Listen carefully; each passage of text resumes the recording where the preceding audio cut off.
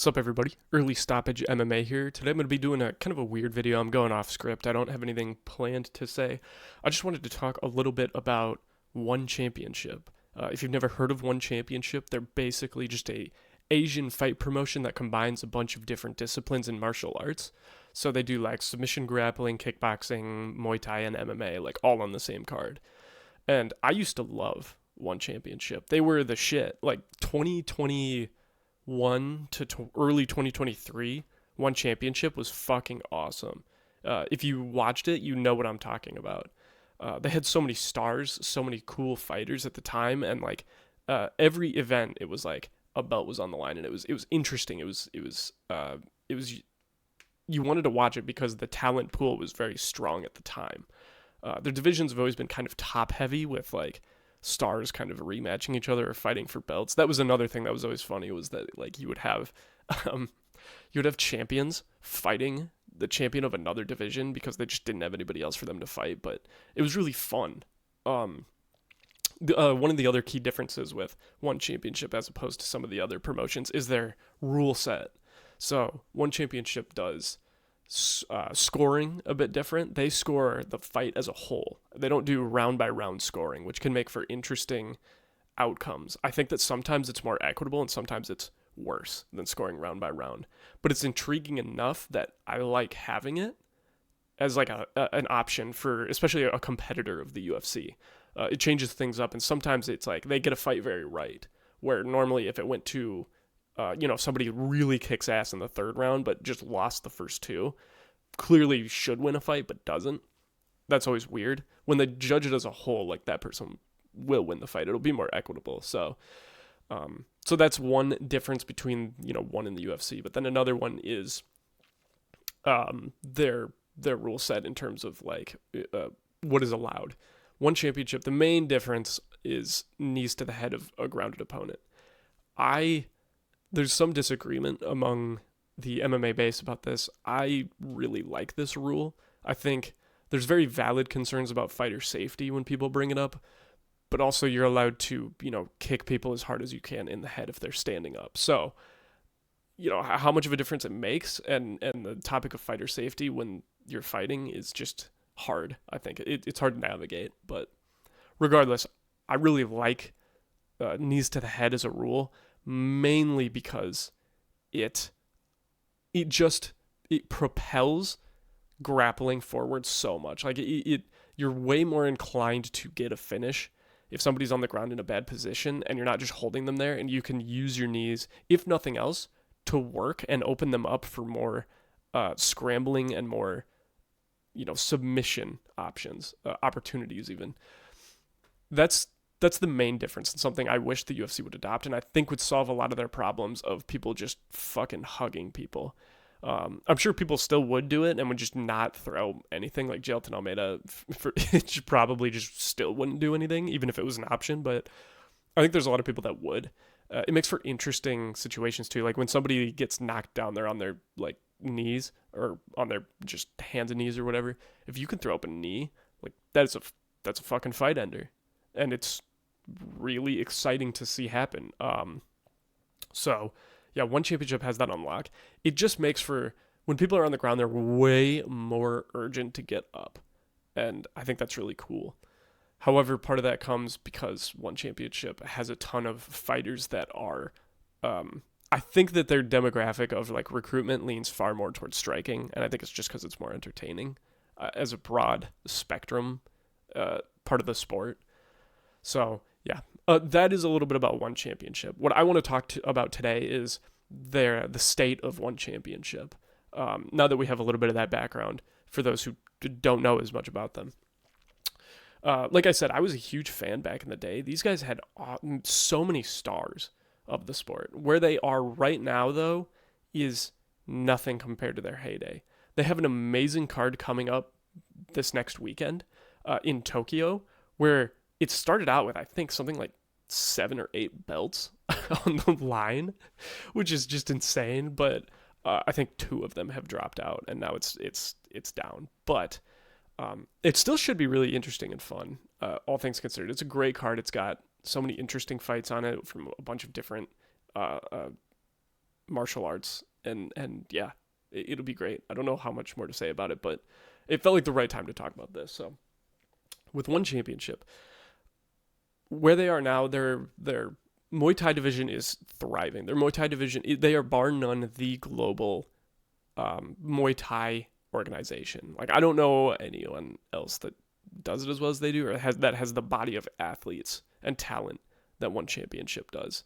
They're super active. Like, the ring, it's nonstop action. They're so good at what they do. Like, even the worst fighters on a card still look so sharp and so good. It's awesome. It's just like nonstop violence, knockouts, and excitement. Their kickboxing division is also fairly strong.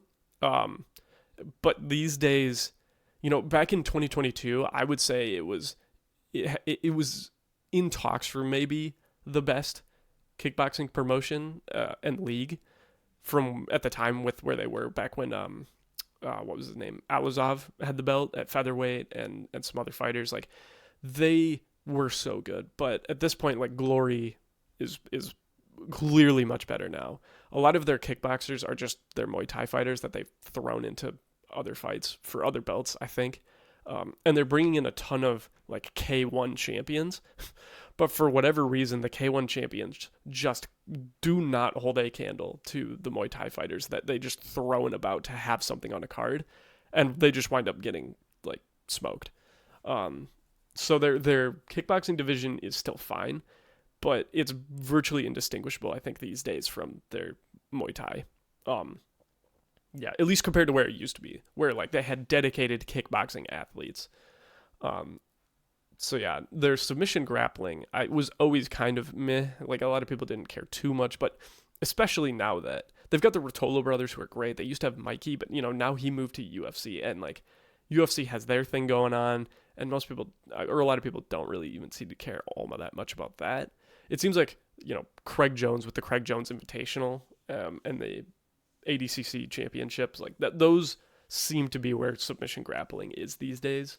But so I would say that one championship's grappling divisions are just kind of also not all that interesting. But they're MMA. I mean, we're talking, we're an MMA channel, and we're talking about the sport of MMA. One's MMA used to be really good, really entertaining. Like, obviously they had DJ, Demetrius Johnson, incredible, great run in one, very entertaining. They had René Ritter at the time. He was a two-weight champion in this. He looked incredible. They've got Malikan, Rug. Christian Lee is incredible. And his sister Angela Lee was great as well. Like, there are some very good fighters out here. Lineker, he's great. Yeah, so many names that just don't. Many of whom have lost the belt, are gone, or just never fight anymore. I mean, their divisions are just functionally dead because, you have Anatoly Malikan, who used to be a 3-division champion, which is stupid, just ridiculous, who is still holding the middleweight and the light heavyweight belt, and just recently lost the heavyweight belt. Now that he's rematching for the heavyweight belt, and it's holding up 3 entire divisions. It's incredible. I think they only have something like 7 or 8 heavyweights on their entire roster, so like kind of the UFC route. But at least, some of them are entertaining, some of them are good. I see the problem is, like, they have not been booking MMA fights, like, period. Some of the fights on the undercard have been good, and there's been some promise and some good contenders, but like the belts have remained so stagnant. I don't think the bantamweight belt, unless I'm mistaken, has been on the line for like 2 or maybe even 3 years, which is absolutely insane. That is crazy. Same goes for the lightweight and welterweight belt. Part of that was because that Christian Lee had lost his sister, very unfortunately, and so like he took some time off, which is totally understandable, but they didn't even book interim belt fights for that, or keep the belt moving in that way, which honestly would have been fine, and I don't think anyone would have cared all that much. But like, it just shows this weird lack of having a title fight. Like, most of their fights especially like their deal with Amazon that they had going on. It came out at the beginning that Amazon was very thrilled with the deal. It seemed like it was going well. They were coming to the US. They put on these events in like Denver. And it went really well. People loved it, but now the reports have been coming out, obviously, of one's financial situation, which does not look great. And the word on the street is that Amazon is no longer happy with what they've been getting out of this partnership. And it's obvious to tell because half of the events for Amazon's cards these days in US primetime haven't even had belts on the line.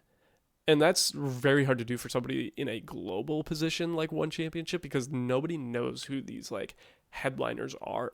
I don't know who they are, and I like semi-watched one and keep up with the sport. So it's a weird situation. And then you have a card like this, which is so good, it's so awesome that it could turn out to be one of the greatest combat sports cards ever if it has a ton of finishes and is super exciting. But the problem is that all these belts going on the line right now shows to the audience, or should at least clock, that none of these belts are going to be on the line in the next 5 months minimum. Unless somebody takes absolutely no damage. And that just seems to be the direction that one is taking. So I used to love this promotion. I used to love their MMA. They were, in my opinion, putting all those different disciplines on one card makes for an exciting card, and it can make the pacing just work so well. Their Their production design is also very good and distinguished from the UFC. And like, I wish the UFC would embrace some of the things that they do. One Championship had the greatest potential, I think, to be a rival to the UFC outside of maybe Ryzen. But it's hard because Ryzen is so focused in Japan. Ryzen fucking rules. If you've never watched a Ryzen card, you should. And One Championship has a lot of the same traits as Ryzen. They just don't have the consistency. They don't have the buy-in. And Ryzen is smart because they only hold a card, I think, every like 2 to 3 months. So there's only like, I think, 5 cards out of Ryzen a year. Maybe a little more, maybe around that. But they're usually fucking good.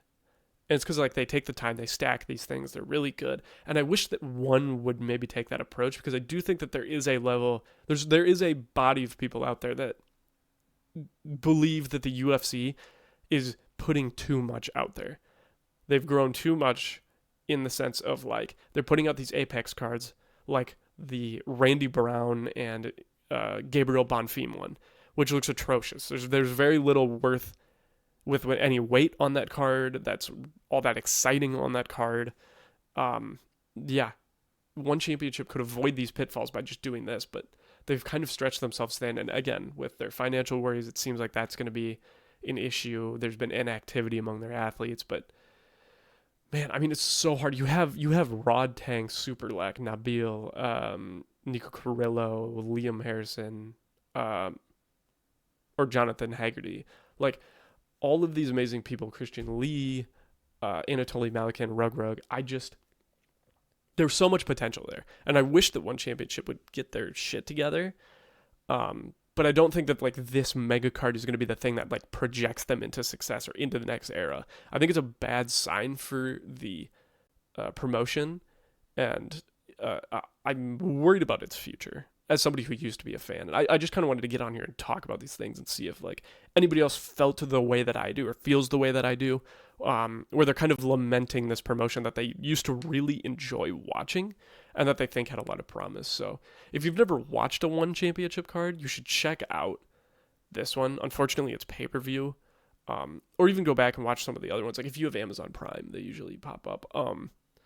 One Championship also typically does a thing where like they'll re-upload all of the fights individually like the day after the pay-per-view, which is another very questionable decision. So if anything, or if nothing else, like if you're not in the Tokyo time zone, which I feel like most of our audience is not, check those out. Check out the highlights afterwards and see what you think, because like there's so much promise there. It's just fulfilling it is the question. So yeah, I would love to see them get back into gear with some stuff. Otherwise, like I'm still gonna watch their Muay Thai. Their Muay Thai is fucking sick. But I just wish that the rest of the divisions, especially their MMA, would kind of like get their shit figured out. So yeah, I just figured I'd make a little video talking about this. Kind of a weird passion of mine. Yeah, I figured I'd share it with you guys. Just give my thoughts on the state of one championship.